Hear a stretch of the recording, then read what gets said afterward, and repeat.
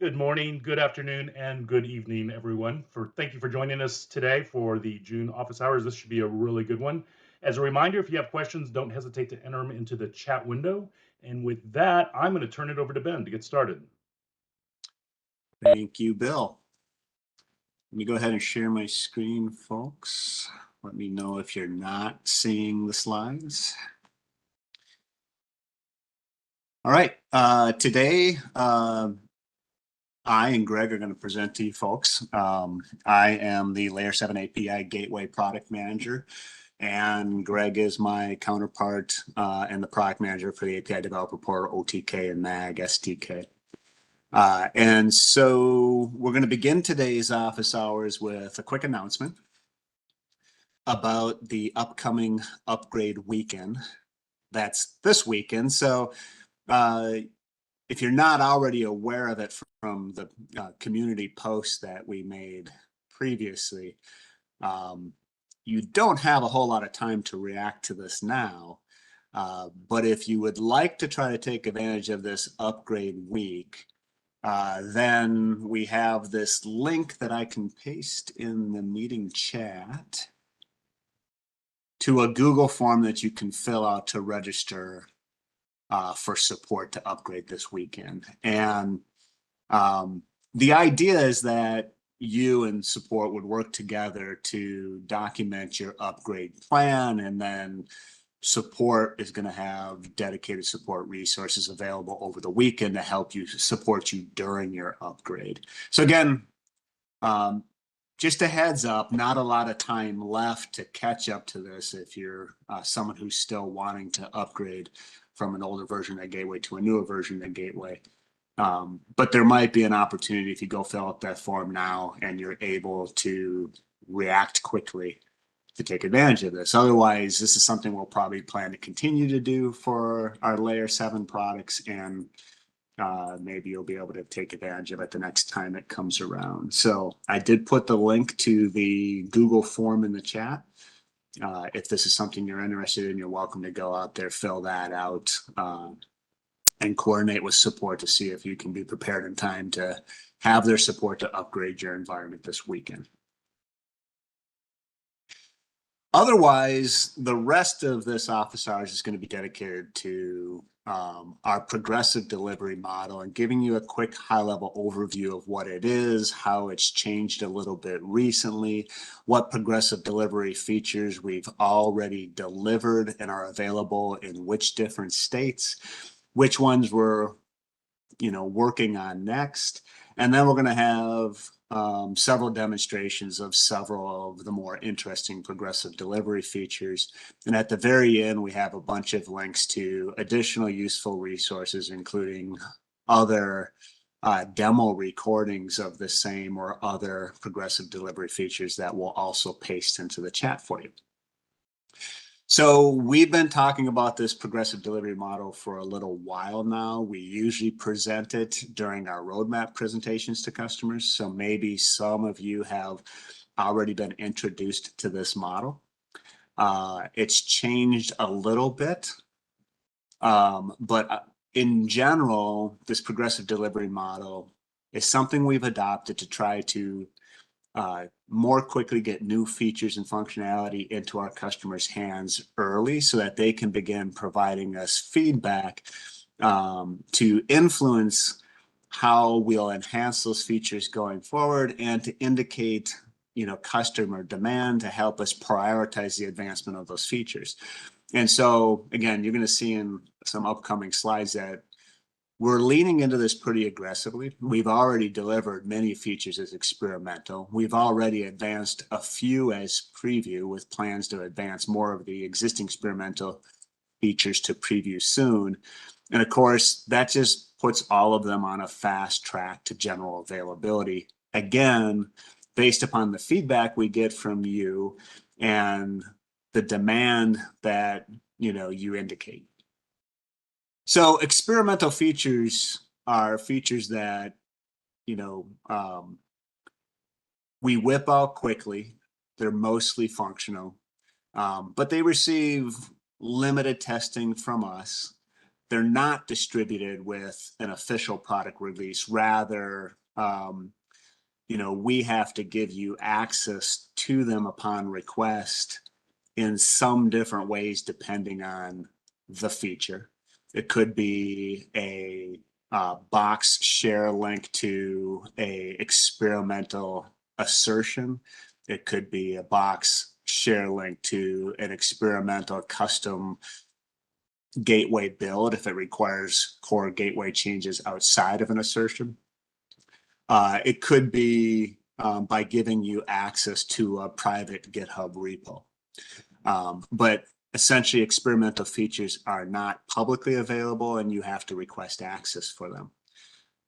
There are generally no tech docs for experimental features, but some lightweight documentation usually accompanies them once you have access. They're only supported by the portal for in the community portal for non-production use, right? So we announce them in the portal, though we do have tech doc pages that list our non-GA features with links back to where they were announced in the portal. That's how you become aware that these features are available. That's also where you would go and request access to the feature, is by, posting a reply to the community portal post for that feature. And that is also where you would ask for help with the feature if you're having problems with it. And then the product team and possibly the engineering team would try to help support you for those problems that you're reporting through the community portal. But again, these are otherwise not. Oh, go ahead.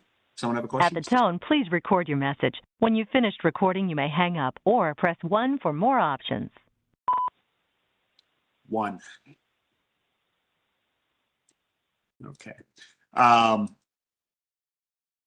So the main point here is that Broadcom support does not support experimental features. If you do get access to experimental feature by requesting that access through the community portal and you do have a problem with it, you should not open a case with Broadcom support. If you do, they'll close the case right away.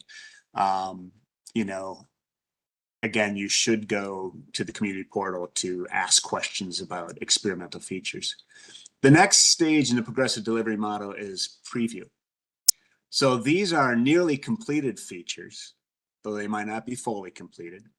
We do distribute them in official releases, possibly immediately visible and usable by everybody, possibly hidden by a feature flag to only be used by a select few. But because they're a part of official releases, they do have documentation in our tech docs. But like experimental features, preview features are generally community portal supported for use in non-production environments only. However, once progressive delivery features have reached the preview stage and are mostly complete, we will entertain customer requests to provide full Broadcom support of those preview features in their production environments, based upon the current capability of that preview feature. But customers have to ask for that, and the Layer7 product team has to approve that.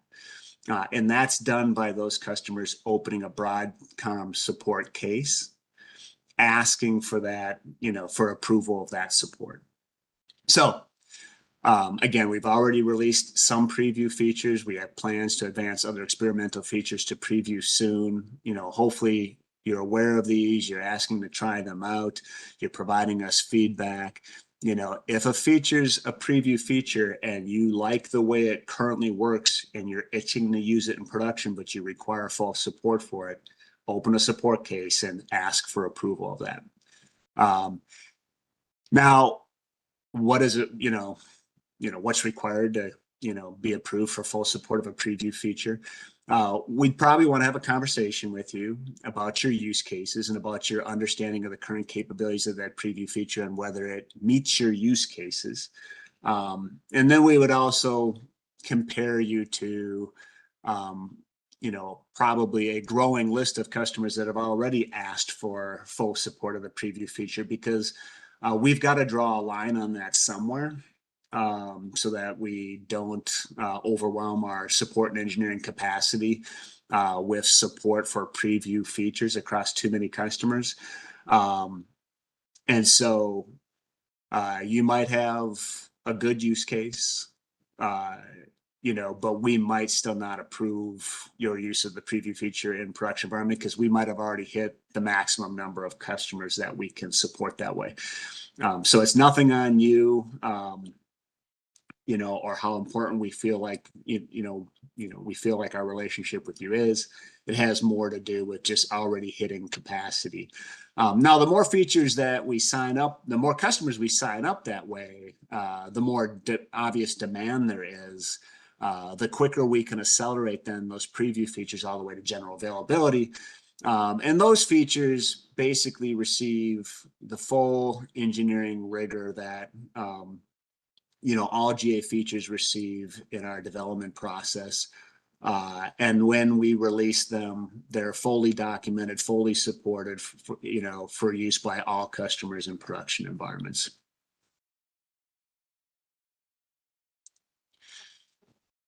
So these are the progressive delivery features that are currently available between the portal and the OTK. I'm going to go ahead and hand it off to Greg really quickly just to talk about the API products preview feature in the portal before I cover the gateway features.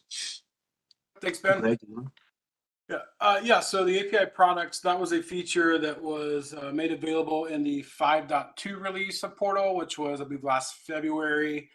In the documentation, it is labeled limited availability. There was a kind of a change in our nomenclature. So if you see limited availability, it still fits what Ben described as preview. So it is available. It is in the product. It is controlled by a feature flag.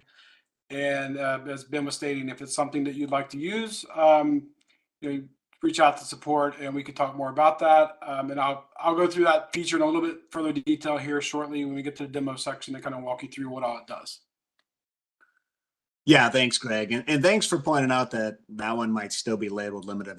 I kind of alluded to some recent changes in the progressive delivery model. We previously recognized 4 different stages: experimental, preview, limited availability, and general availability. But we found that the differences between preview and limited availability weren't significant. Having 2 separate stages was confusing, both for us and for our customers. And it often got in the way of customer adoption of the features. And so we think by, distilling it down to just experimental and preview and general availability, where preview features are ready to, offer to some customers upon request with limited availability support, is going to be clearer and basically smooth the way for more of you to get that limited availability support for those features sooner. So we hope you feel the same if you're one of those customers waiting to get limited availability support for one of these preview features that you're seeing. From a gateway perspective, we have released GraphMan as preview in 10.1 CR3, and we're going to port forward it to 11 CR1 that is tentatively scheduled to release on August 9th. So it will be a preview feature ready for limited availability support for a select few customers in all the latest gateway, 10.1 and 11.0 gateway versions soon. Again, this is a feature that many of you are probably already aware of. We've been talking about it now for a while. It's a very exciting feature that many people have already requested access to, evaluated, and expressed an interest in using in production. It's also a very foundational feature for us going forward. If you're not familiar with GraphMan, it's essentially a new gateway management API based on GraphQL. It's a newer, more flexible, more capable alternative to, but not replacement of, GMU and RESTman. It does address a lot of the issues that people have had with GMU and RESTman over the years, though. So it's, you know, it's already a more capable management API in that sense. And we're definitely building a lot of feature functionality on top of GraphMan. We have released the Layer 7 operators experimental. If you're not familiar with operators, they are a Kubernetes construct, if you will, that can manage the deployment and scaling of your gateways, but also continue to run in the Kubernetes environment with a awareness of our Layer 7 products that Helm charts and Kubernetes alone don't have, and the ability to actively manage them in many different ways. So we've currently, you know, up till now, we've supported Helm chart deployments of our products to Kubernetes. The operator is going to become another way of deploying Layer 7 products to Kubernetes. And while you can deploy the operator with a Helm chart, the operator is something that's going to continue to run in Kubernetes and can continue to actively manage our Layer 7 products with, you know, a very specific awareness of how those products work and how our customers use them, so that it can do unique things on behalf of them that Helm and Kubernetes alone just can't do. We also recently announced experimental static and dynamic config as code examples that use both GraphMan and the operator, and the best demonstration of these capabilities is actually bundled with the operators. You're going to see me demonstrate later. We also announced as experimental open telemetry tracing and metrics, which we've also bundled with the operator, and you'll also see me demonstrate later.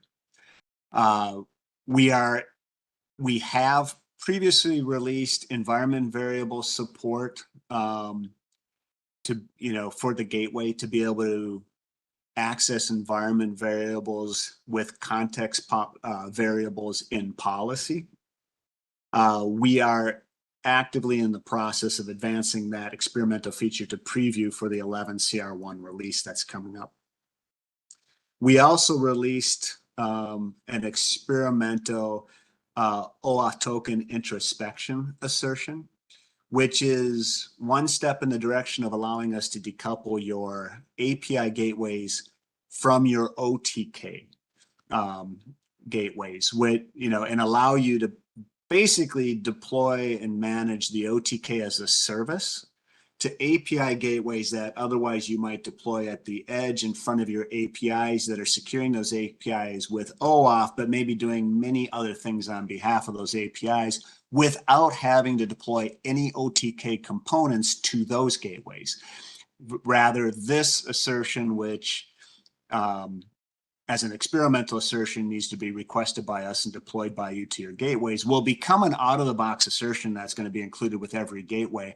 That is the only thing you need for those gateways to be able to require and inspect OAuth tokens provided by our OTK, but it's also been designed to work with any industry standard OAuth provider that supports introspection, and I'll demonstrate that later. We've also released an experimental distributed key value storage assertion. You know, when I demonstrate this later, you know, I'm going to compare it to our local cache assertions, which, you know, just store key values in in-memory cache per gateway, but not distributed across gateways. And you could also compare this assertion to our tactical remote cache assertion. It's been around for a very long time and has supported storing key values in a variety of different external storage solutions. This is going to be a new assertion that builds on top of a existing external storage provider framework that's already in our gateway and being used in different ways, that will distribute those key values across those external storage solutions, unlike the local cache assertions, and more like the tactical remote cache assertion, and might eventually replace the tactical remote cache assertion. We have recently we have released a GraphQL assertion, I should say assertions, because there's actually two assertions that show up in your palette with this assertion. And we're actively advancing that to preview for 11 CR1. The two assertions that will come with this and out of the box in 11 CR1 for preview are going to be a GraphQL schema validation assertion that will validate GraphQL requests against their schema, and a GraphQL query parameter parsing assertion, which will essentially parse GraphQL query requests to give you context variable access to their parameters in policy, because GraphQL is not an XML or JSON format. And so this assertion just makes it easier to parse the request to get access to that information without having to use a bunch of regular expressions, for example. We had released a new WebSockets capability as preview last year. This new WebSockets capability supports WebSockets and HTTP over a shared port using Tomcat versus our, longer, our long available WebSocket support that, require dedicated ports supported by Jetty. That longstanding WebSocket support is still there. It still works. In fact, it's the more practical of the two solutions, just not yet, because this preview WebSockets feature is sort of half complete, and we still have it on our backlog to complete in future PIs. But that is available as preview in current gateway releases. We did release support for the gRPC protocol as experimental, and that's on our backlog to advance to preview in future PIs. And then we did release updated support for XSLT 3.0 transformations, and finally JSON schema validation using later versions of JSON schema, including 6 and 7. Now this is a list of what's currently available. In the lower right-hand corner, you see links to where we've announced the availability of these features, and there's more information available for them in the community, or where they have tech docs available to them, like the preview features will for API products and Graphman and WebSockets, or in the gateway tech docs, there is a non-GA feature page that lists all of them. And each of them also has links back to their community portal post. I put these here just to show you that there are places where you can go to find out more about what's currently available. These links I'm going to copy to the meeting chat at the end of this meeting, along with some other useful resources. Coming soon, we plan to do additional work to decouple the OTK from the portal.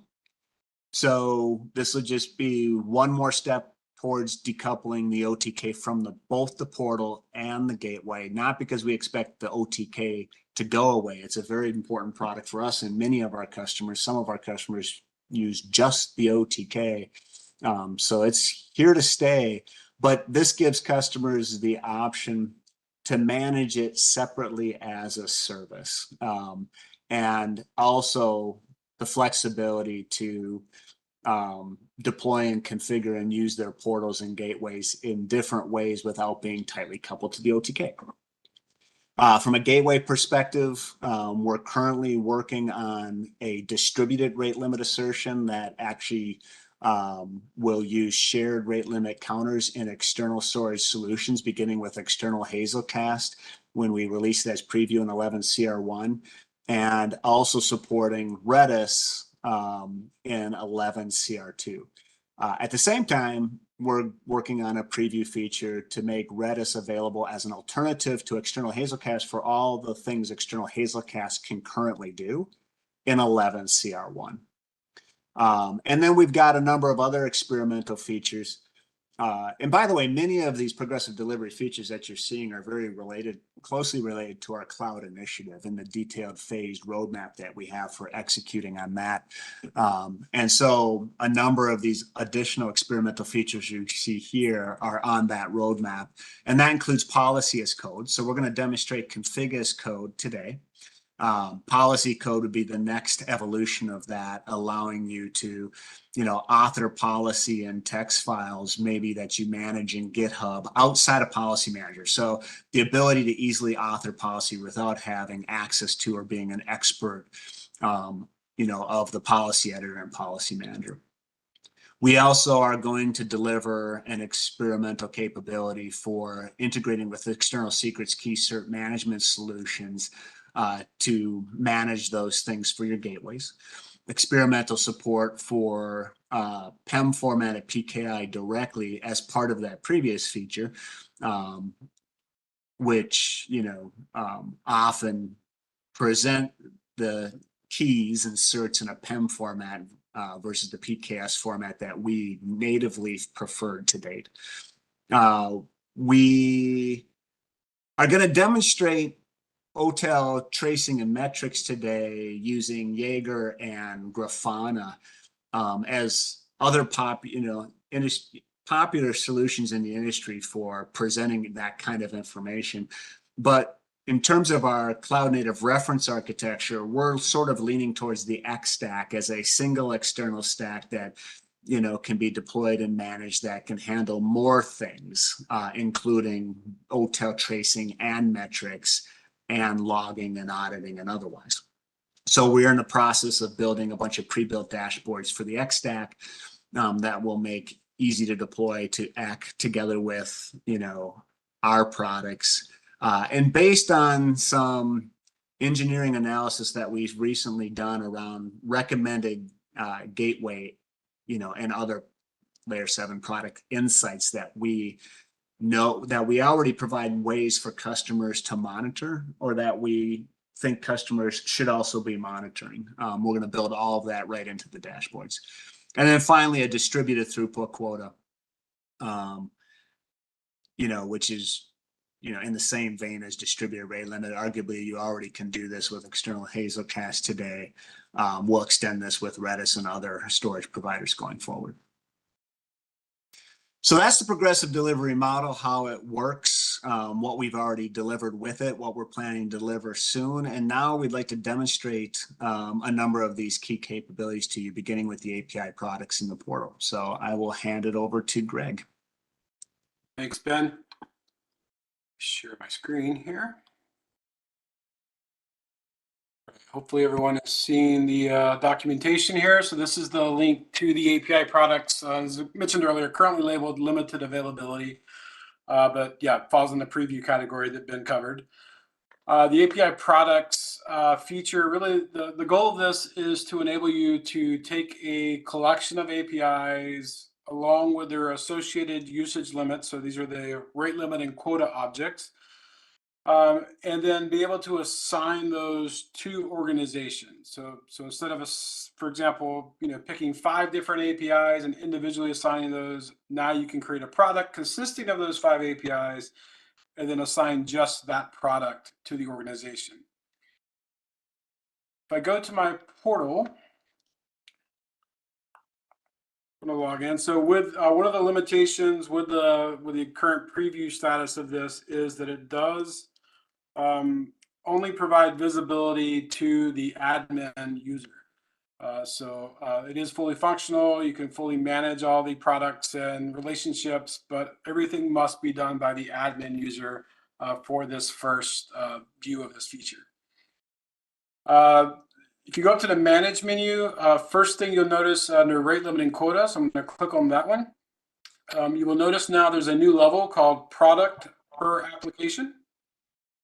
And for example, I have one here called Unlimited Product, which is currently assigned as a default level, and it has no rate limit and no quota. So it's truly an unlimited rate limited quota to give full access to anyone assigned to that.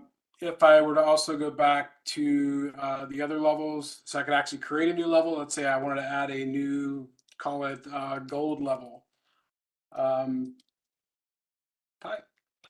So I can say it's a gold product is for the product per application. I can give it a rate. Let's say maybe it's 200 per second and a quota of no more than 1,000 per hour.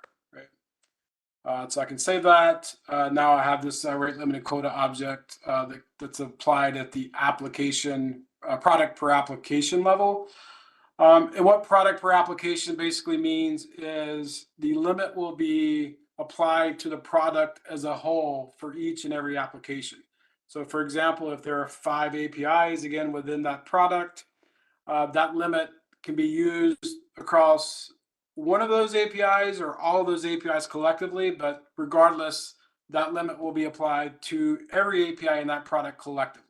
So you can decide if you want to use it all on one API or 2 APIs or whatever, but you won't be able to exceed it across the entire product itself. The new menu item you'll see when products is enabled is under Manage Products. So one thing to note, this by default is not visible. There is a feature flag. And again, if you're interested in using the product, you can contact support. They'll be able to give you directions for turning on this feature. But it will not be visible until the feature flag itself is enabled. When you first click on products, there's a listing of current products. So for the first time, this will be empty. In my case, I do have one product that I've created. There's also the notion of something called tiers. So for every product, you have multiple tiers of access. So in this case, I've added a gold and a silver. I might decide I want to add another level and bronze, right? So what happens is every product will be able to have gold, silver, and bronze tiers. And when I go to create that product, I'll be able to define what that means in the context of that product. So the definition of tiers is global, but the meaning of them in each product can be different. And if I go and so let's add a new product, I'll just call this one the office hours. Demo. So this is kind of just initially an initial product. I go to rate limits and quotas, and here I can decide which tiers I want to enable for this product, right? So for example, gold was defined as a default tier. So by default, it's going to be there. But I could also say I want to add silver and bronze. And the rate limit and quotas for these, again, can vary. So for gold, I could say gold means that it's gold level. Silver means that it's mid-level, and even though backwards in meaning, I could say bronze is unlimited, right? So this just kind of defines what these tiers would mean for that product. I can then go and add APIs to the product. So if I go to the APIs tab, if I click on the Add API button, I could decide a deck of cards, trivia, and maybe WeatherBit, right? All those will be part of my product. So I can save that. Now I've associated that all 3 of these APIs are part of the office hours product. And then lastly, I can go to the organizations and I can decide which organizations I want to have access to this product. So if I click add organization, maybe I want to have ABC and Acme added, and I'm going to maybe make them silver users. And then perhaps I'll add the sample org and allow them to be added, and I'm going to make them a bronze user. So once I save that, I'll be able to see that I have these 3 organizations, each with access to the product, 2 of them at the silver tier, 1 of them at the bronze tier. And from that point, I can actually go into the individual organization and begin to enable each application within that organization to have access to the product. So that's really it in a nutshell. Are there any questions?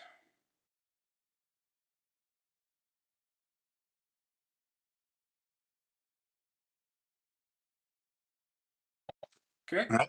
Thank you, Greg. Yep, thanks. There is actually, sorry, it's Vince. So on an API product, when you subscribe and you want an API key, is that a single API key for that product which will give you access to those APIs, or do you have to have separate ones for the APIs still? No, yeah, it'll be done as a whole. So if I go into the application view, and actually let me go to manage applications, click the thing. Here I'll be able to, let's see, I think I did ABC apps. Here I will be able to, in the products tab, actually add the product that's enabled. So for example, this is office hours. Once I save that, the API key that is available for this application will have access to all APIs within this office hours product.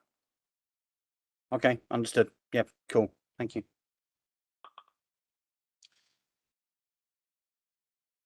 All right, thanks, Greg. Great question, Vince. I'm going to go ahead now and demonstrate a number of the different gateway addressability features, beginning with GraphMan. Again, that one's been around for a little while now. Many of you probably already seen it, but if you haven't, we definitely want you to see it now.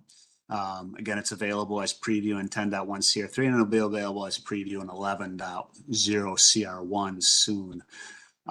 And again, it's very foundational for many other things we're working on, and some of the other things I'm going to demonstrate, including the Layer7 operator and static and dynamic config as code, depend on GraphMan. So let me go ahead and share my screen.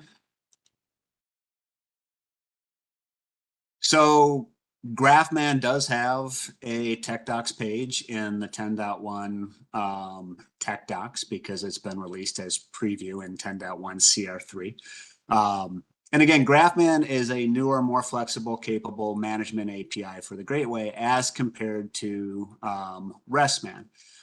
Though we're going to continue to maintain GMU and RESTman indefinitely at this point. So if you have a big investment in them, don't feel like you have to throw it all away and move to GraphMan. Rather, look at GraphMan for what it's able to do and that RESTman perhaps hasn't been able to do. And this is a good comparison of the two from that perspective, and start using it for to address these issues that you may have been having with GMU and RESTman, but also perhaps start using it for new use cases going forward. So there is a tech docs page for it. There is also well, actually, let me just go to Policy Manager first. So I'm going to go to 10.1 CR3 release of Policy Manager. Because it's been released as preview, it comes out of the box with Policy Manager, but has to be published as an internal service, just like you would do with RESTman. So now you also have the Gateway GraphQL management service option here with the GraphMan URI. So I'm going to go ahead and publish that, and now GraphMan is published to this gateway. I can also bootstrap GraphMan on Gateway Startup if I want to automatically publish it when deploying gateways. So now that I've published GraphMan to this gateway, let's take a look at some other things that exist in this environment. I have some example APIs here that leverage a framework of policy fragments that's found under this folder hierarchy here, that's further driven by some cluster properties that they reference for plan subscription here.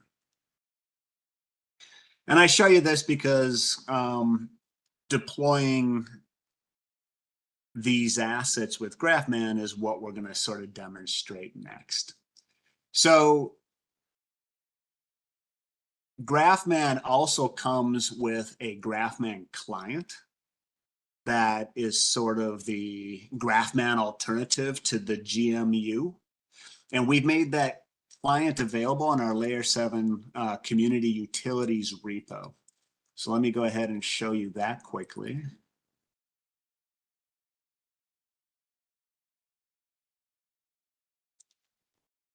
So if you go out to our Layer7 community utilities repo, you can find the GraphMan client here.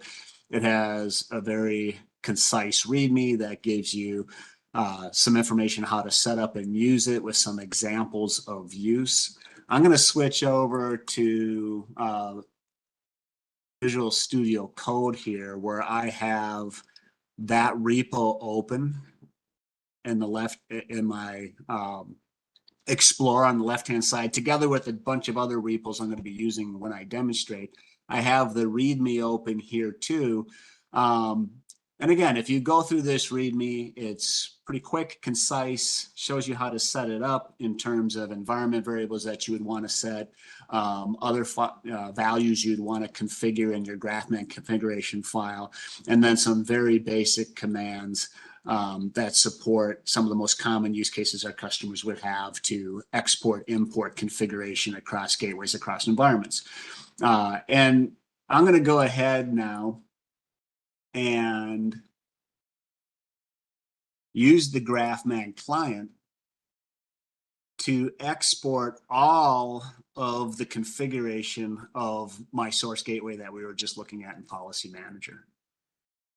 And it did that to a GraphMan bundle file that you see here now, which is formatted in JSON, unlike the RESTman XML bundle files. And this has all of that gateway's configuration that can currently be exported by GraphMan. At the same time, I might want to do that more selectively. And there's a variety of ways to do that, but one of the more easy ways of doing is by exporting the contents of a folder and all of the dependencies of those things. And so, for example, I can export using the folder query, passing in the name of the folder that I want to export, and I'll put that to my APIs.json. So here's another JSON bundle that now only contains my APIs and any of their dependencies that would have been selected by the query.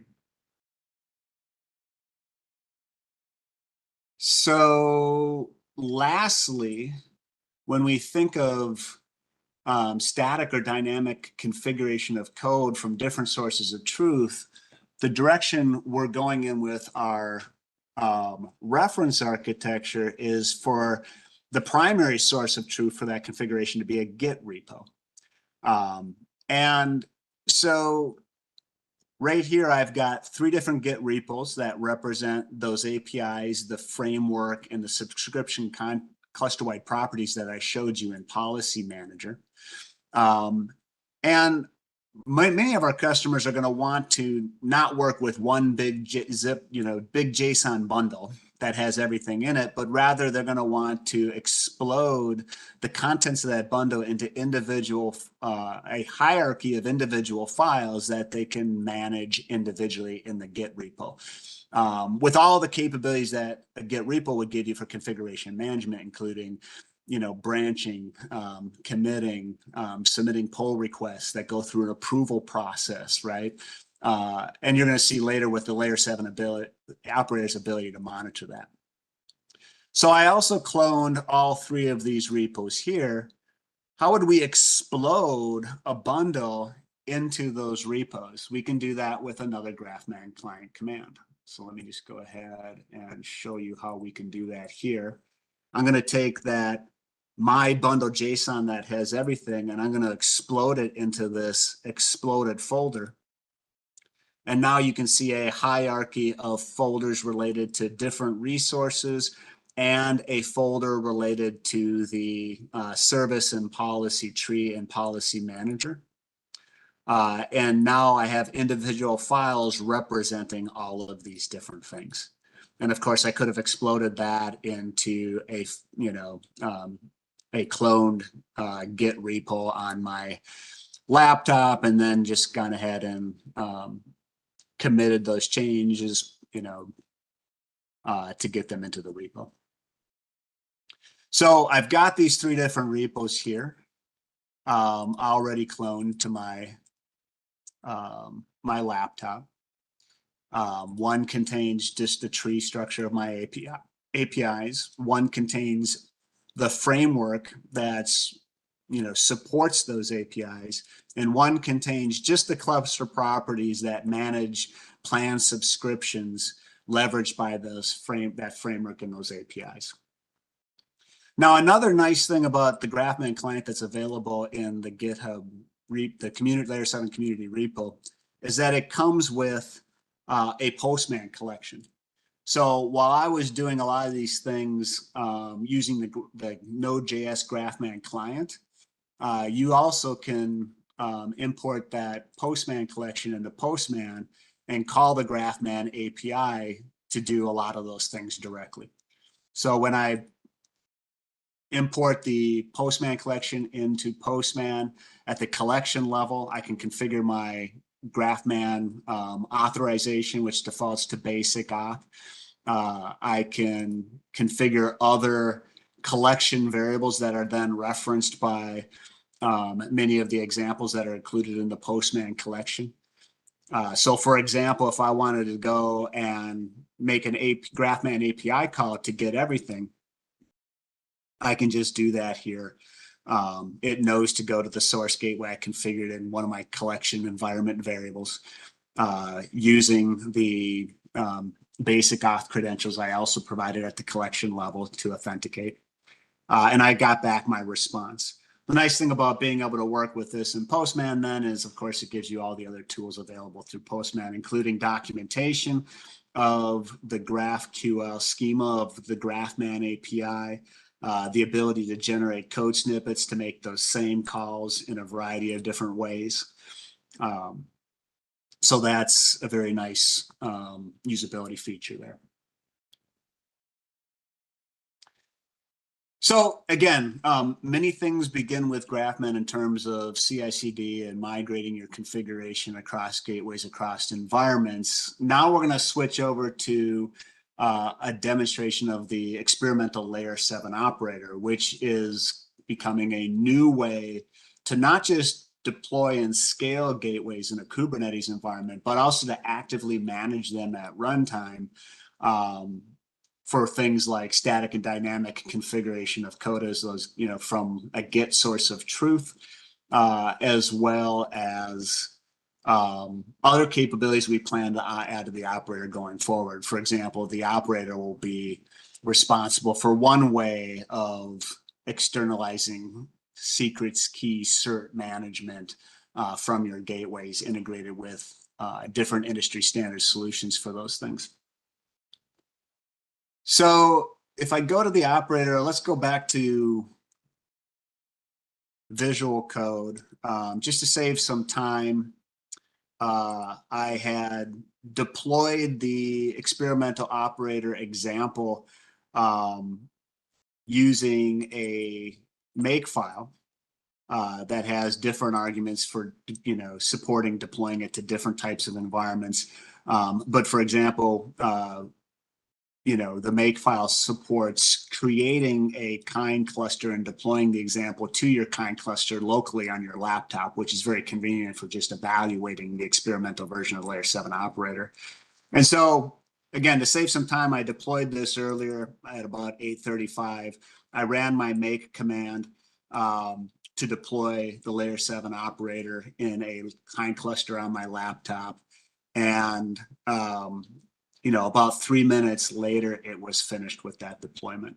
And a lot of that time is just, you know, consumed by waiting for different things to deploy before deploying the next thing. So I have a local kind cluster running. I could do kind clusters named Layer 7.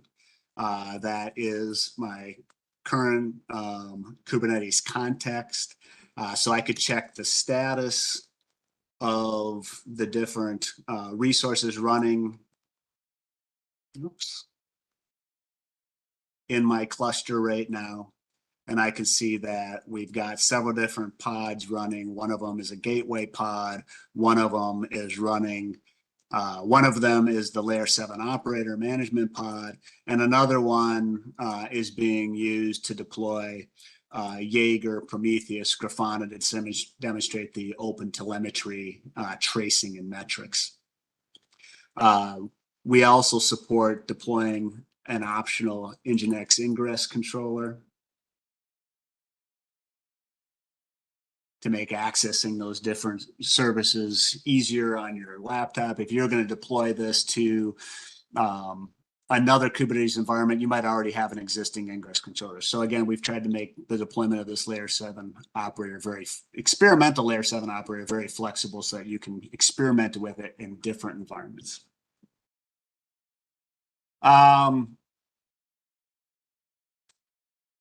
So the way the operator works and knows what gateways you want to deploy and how it should configure those with static or dynamic code from a Git repository sources of truth is beginning with these gateway custom resources. And so this would tell the operator, how many gateways of what version based upon the image tag it should deploy. And down below, how it should configure those with static or dynamic configuration from different Git repository sources of truth. And that just names the repositories here to reference repository custom resources that are further configured down here. So the repository custom resource is basically giving a name to a Git repo identified by its URL, the branch of that Git repo that you want it to pull the configuration from statically or dynamically. And then basically the operator is responsible for deploying the gateways, getting the configuration, the exploded configuration from those repos, employing that back into bundles, providing those bundles to the gateways to be bootstrapped statically on startup, or if it's monitoring those repos for changes over time, and the repo is a static repo, then it will cause a rolling update to trigger your gateways to pick up the new changes again on startup. Or if it's monitoring those repos as dynamic config as code sources of truth, then it will just get the changes and apply them dynamically through the Grafman API without causing a gateway restart. So what might that look like? Let's go to Postman and call one of the APIs that's been deployed to my gateways now. So I'm going to open up Postman. We'll go ahead and make this REST API call to the API in my Pine cluster. Using this client ID, notice that they belong to this plan, and we're currently delivering this value, returning this value in the response. If we go back to my configuration as code, the plan subscriptions being managed in the subscriptions repository, which the gateway is pointing to as a dynamic source of truth. So what I can do is go up to my subscription repo here. And again, if I'm currently in plan A, I can switch this client from plan A by removing it from the plan A cluster-wide property and assign them to plan B by adding them to this cluster property. So I just made 2 changes in this repo. Then now I can go ahead and commit and sync back to the repo.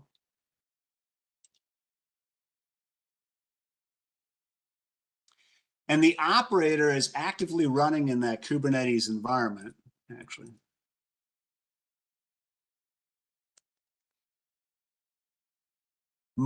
Constantly monitoring this repo for changes.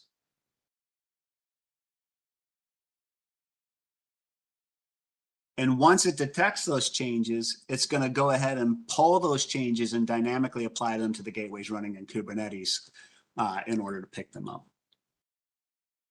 So if I go back now to my API, make this request again, you can see that the plan switched to plan B.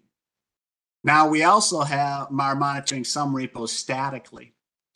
And for example, that cluster-wide property value is found in my framework under cluster-wide properties under here. and my gateway is monitoring this repo statically. So I could come in here and make a change here and say, you know, hello office hours. Save that change. Commit that change.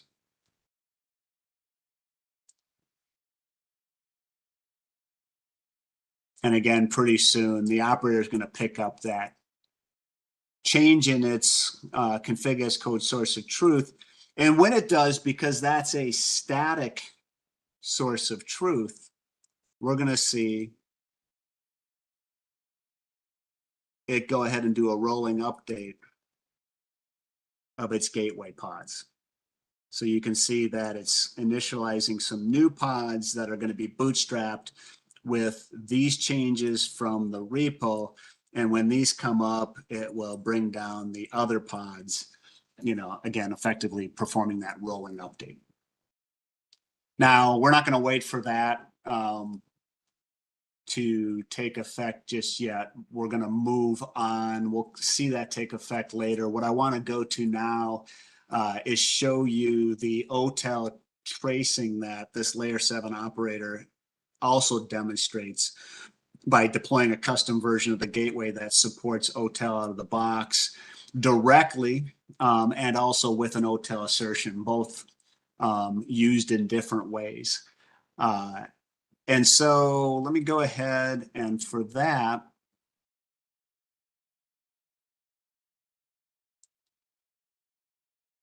I'm going to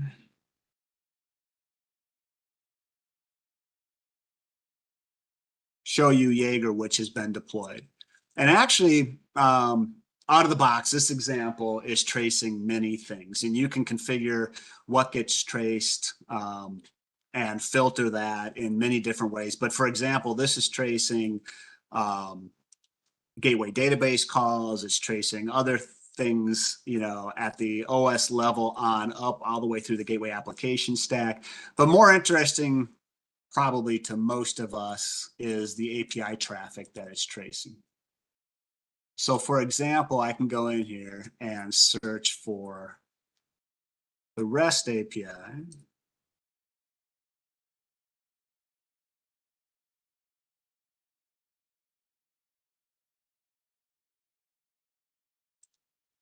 Interesting.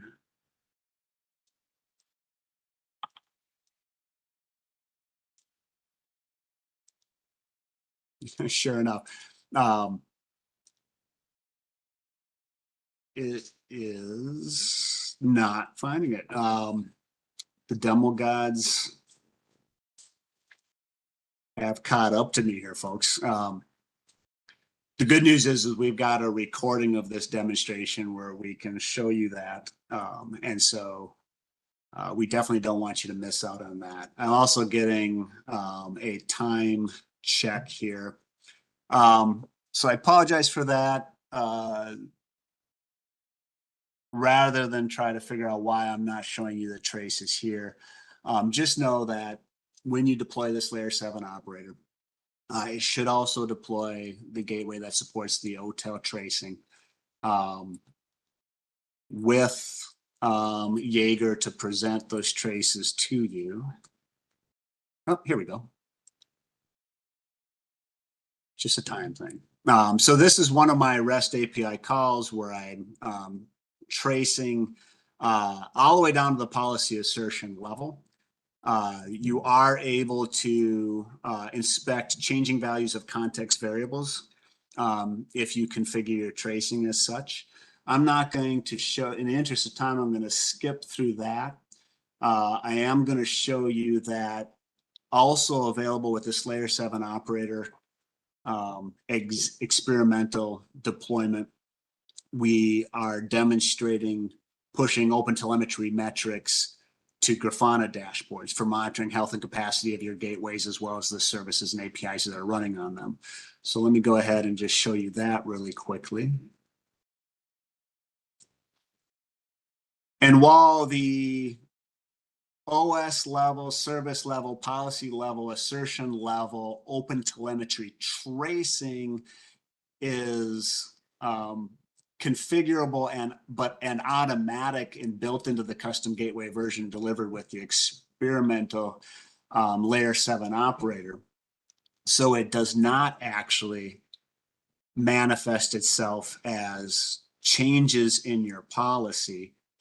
The other metrics that are driving this dashboard are actually being emitted by a new metrics assertion that allows you to control custom metrics that get pushed via open telemetry to collectors. And in this example, through Prometheus to Grafana. And for that, I could show you really quickly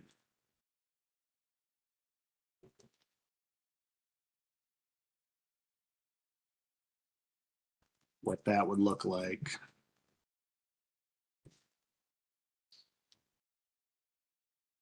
By connecting to the container gateway running in this environment.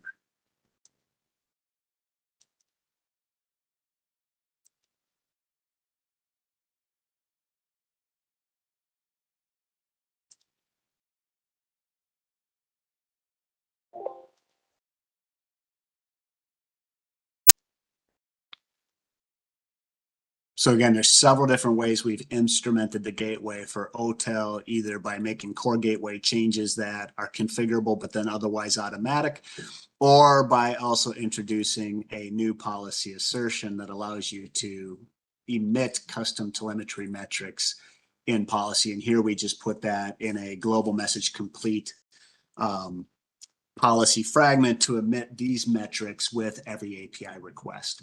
So if I go back to my dashboard, then that is the assertion in the custom metrics that it's emitting that is driving many of these dashboards that you see here. The last things I wanted to show you really quickly, and I know we're at time, Bill, these only take a few more minutes, so I'll let you decide if you want to go over this to capture this in the recording, is the decoupling of the OTK from the gateway with the OAuth token introspection that works out of the box with our OTK, but also other industry standard OAuth providers, and the distributed key value storage assertion.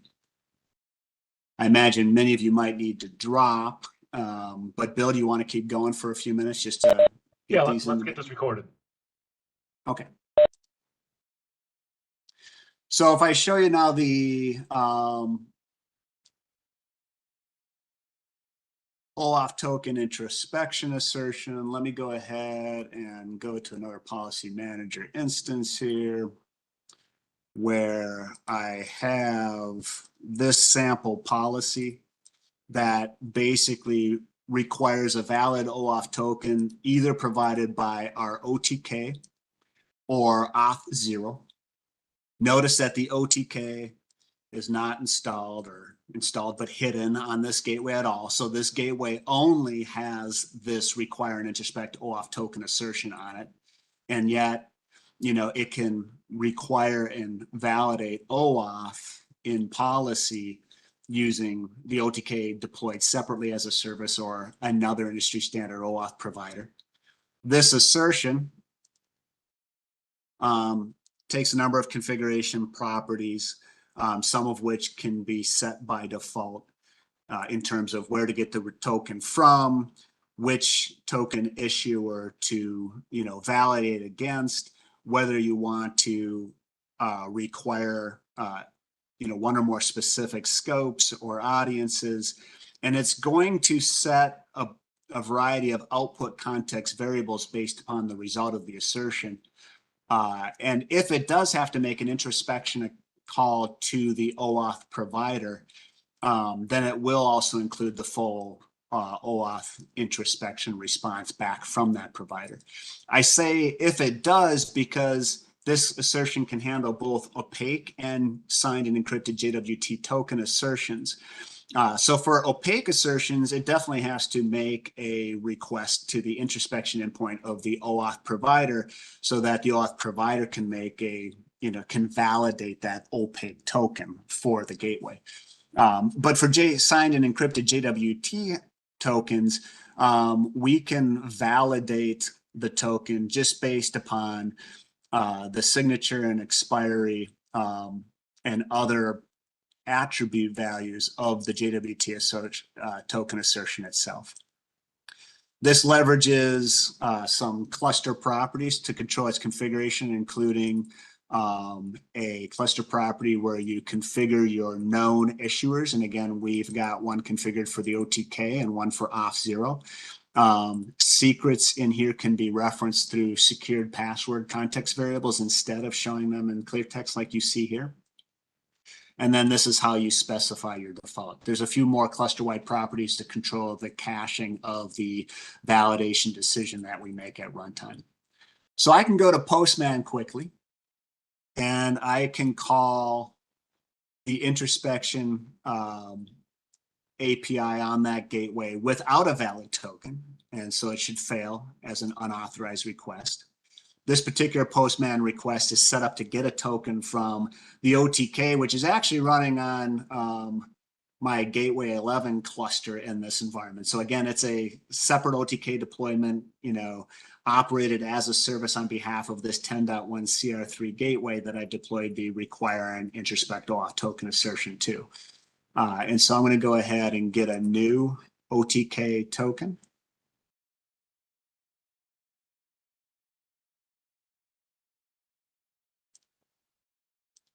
And make that same request. And these are the values that are output from the successful require and introspect OAuth token assertion against our OTK and returned in that template response from the policy.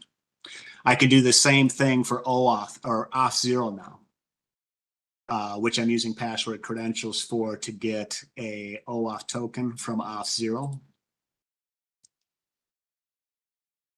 Send that request, and it also gets validated. So that's the auth token introspection using that experimental require and introspect auth token assertion that works with our OTK but other industry standard OAuth providers and doesn't require any components of our OTK to be installed on the gateway that uses it. Now to very quickly show you the distributed key value storage assertion, I'm going to go to a policy manager connection to my Gateway 11 cluster I have. I'll show you in the dashboard that there's a cluster of 2 gateways here. I've got 2 policies. Actually, let me just go and show you what that, and that both those gateways are connected to an external Hazelcast instance in my environment. So if I go to that,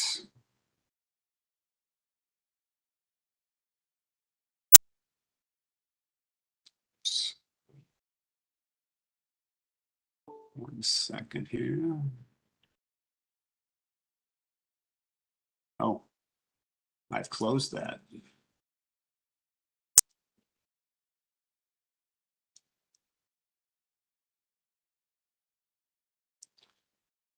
That's why I didn't find it. You can see this external Hazelcast instance. There are currently 2 clients connected to it. Those are my Gateway 11A and 11B gateways in that Gateway 11 cluster. And now if I go back to Policy Manager, you'll see I've got this sample policy. I got 2 policies, one that uses local cache keyed off of the request URL to store the gateway node's name and time to that cache. And if it has already been stored and gets a cache hit, it's going to go ahead and return that value. And then I've got a very similar policy assertion, but that uses the experimental distributed key value assertion instead, which is going to share that state, in this case, an external Hazelcast, using this key. So I can demonstrate this by going to Postman and sending a few requests here. I'll start with a request to the API that uses local cache on Gateway 11A. It went ahead and cache the node name at this time. And it's going to do that for about 10 seconds. So 10 seconds later, that key value expired. It went ahead and cached a new key value here. But if I go straight to gateway 11B and send this, notice that it doesn't pick up that existing value because local cache is only in memory per gateway. It's not shared across memories, gateways. It's not distributed, right? But if I go to my distributed key value storage example and send a request, you see that it's gateway 11A at this time. And if I go straight to gateway 11B and send the same request, notice that it's also finding that gateway 11A value.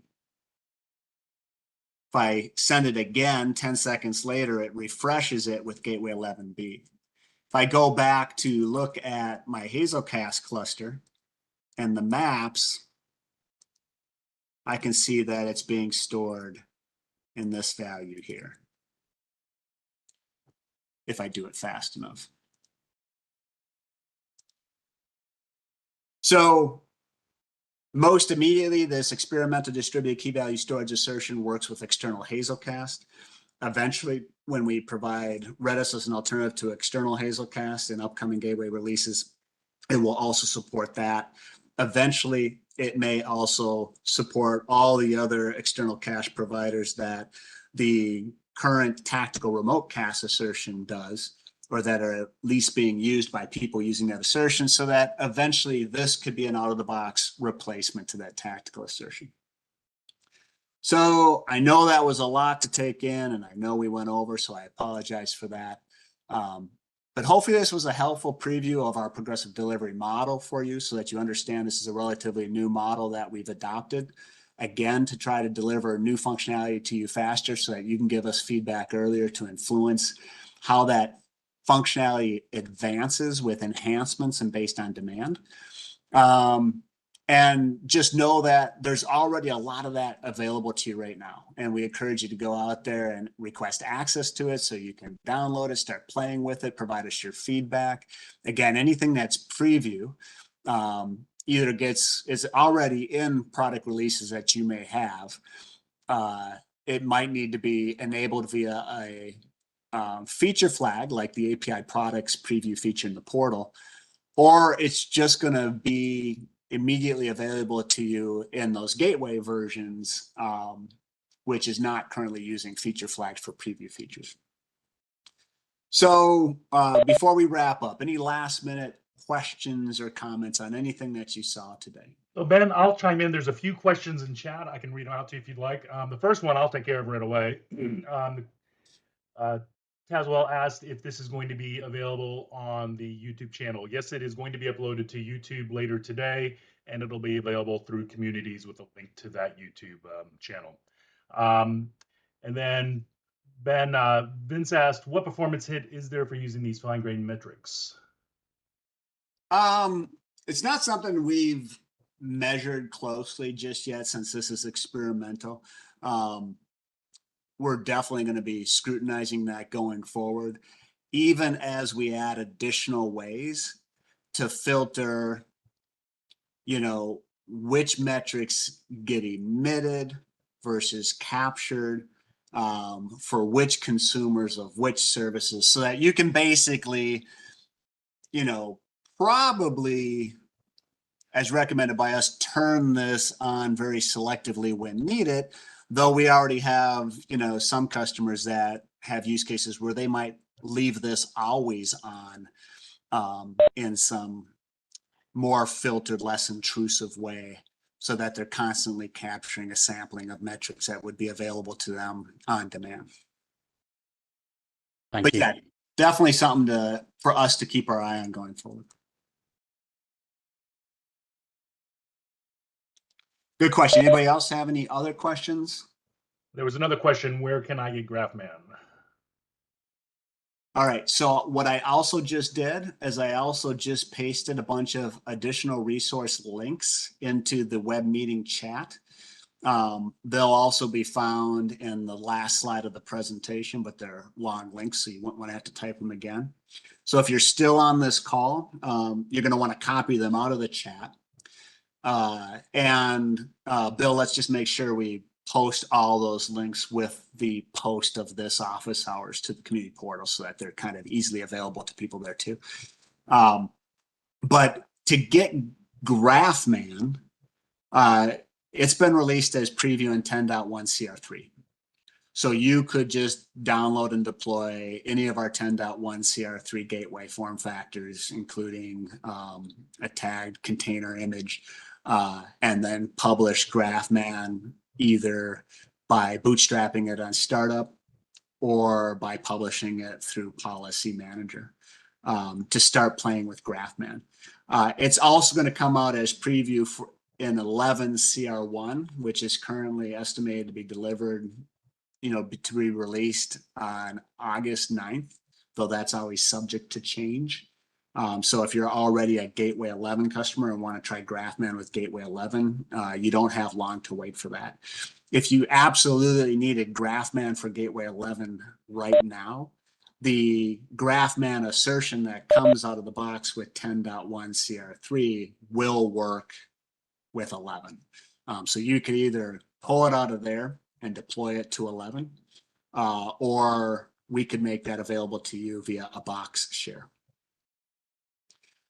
So that's how you would get access to GraphMan. Again, how you'd get access to any of these other features starts with those links to additional resources and the post for those features in the community portal, especially if they're experimental, because you would ask for access to those experimental features through the community portal.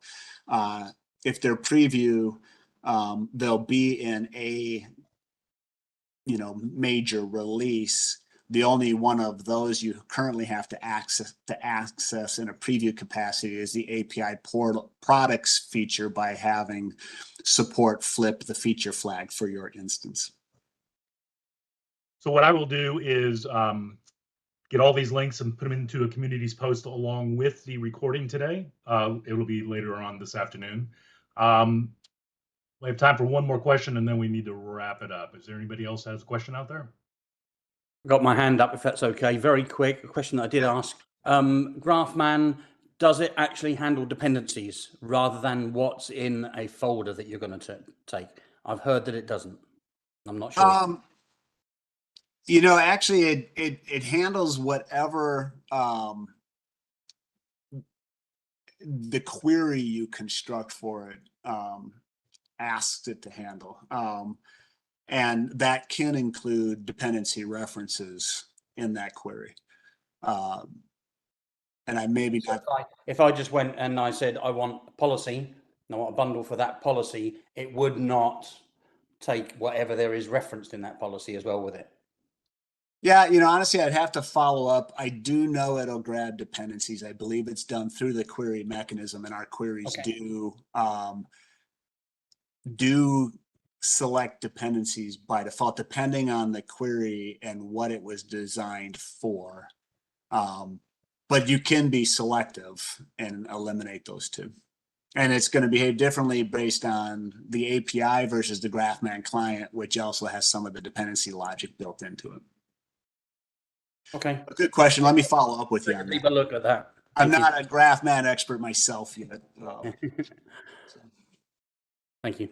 You bet. Right, so thank you everyone for joining us today. The next office hours for Layer 7 will be July 20th at the same time. And as I said before, I'll get this recording up to the community site this afternoon, and that will link to a YouTube channel copy. And I'll also make sure those links are available. So thank you very much for coming. Appreciate you staying, and we'll see you next time. Thanks, folks. Take care. Thank you.